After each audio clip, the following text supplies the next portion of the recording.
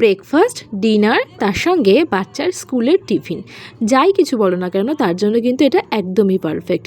দেখো এখানে আমি ক্যাপসিকাম কুচি করে নিয়েছি, আর গ্রেট করে নিয়েছি একটা কাঁচা আলু, যেটাকে চোকলা ছাড়িয়ে নিয়েছি, আর দুটো গাজর, সেটাকেও হালকা চোকলাটা ছাড়িয়ে তারপরে গ্রেট করে নিয়েছি।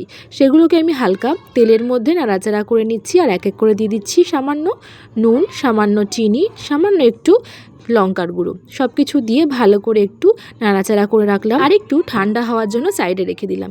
ততক্ষণ আমি একটা ডো বানিয়ে নিয়েছি। এখানে আমি আটা ময়দা মিশিয়েই মাখেছি, যেমন নর্মালি বাদি মানে লুচি ভাজি, নুন চিনি তেল দিয়ে সেরকমভাবেই। আর তারপরে ভালো করে যেভাবে রুটি বেলি সেভাবে বেলে মাঝখান দিয়ে একটু কেটে পুরটা ভরে নিয়েছি। আলু, ক্যাপসিকাম আর গাজরের পুরটা ভরে নিয়ে নর্মাল আমরা যেমন পরোটা ভাজি সেইভাবে ভেজে নিয়েছি। এখানে আমি ঘিয়ের ব্যবহার করেছি, তোমরা সাদা তেলও ব্যবহার করতে পারো। আর ব্যাস, পরোটা কিন্তু এবার ছোট থেকে বড় সবার পছন্দের হয়ে যাবে। সস হোক কিংবা যে কোনো তরকারি, সব কিছুর জন্যই কিন্তু একদম পারফেক্ট রেসিপি।